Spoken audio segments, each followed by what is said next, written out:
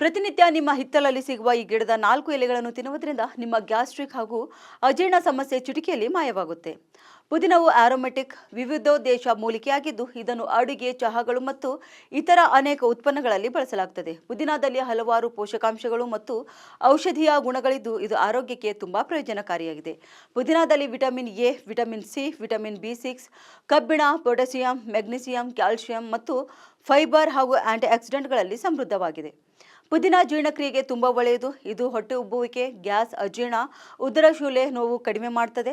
ಪುದೀನದಲ್ಲಿರುವ ಮೆಂಥಲ್ ಎಂಬ ಸಂಯುಕ್ತವು ಜಠರಗಳಲ್ಲಿನ ಸ್ನಾಯುಗಳನ್ನು ವಿಶ್ರಾಂತಿ ಮಾಡುವ ಮೂಲಕ ಜೀರ್ಣಕ್ರಿಯೆಯನ್ನು ಸುಲಭಗೊಳಿಸುತ್ತದೆ. ಇನ್ನು ಪುದೀನ ಸೇವನೆಯು ವಾಕರಿಕೆ ಮತ್ತು ವಾಂತಿಯನ್ನು ಕಡಿಮೆ ಮಾಡಲು ಪರಿಣಾಮಕಾರಿಯಾಗಿದೆ. ಅಲ್ಲದೆ ಗರ್ಭಿಣಿ ಮಹಿಳೆಯರಲ್ಲಿ ಪ್ರಯಾಣದ ಕಾಯಿಲೆ ಮತ್ತು ಬೆಳಗಿನ ಬೇನೆಗೆ ನೈಸರ್ಗಿಕ ಪರಿಹಾರವಾಗಿ ಕೂಡ ಇದನ್ನು ಬಳಸಬಹುದು.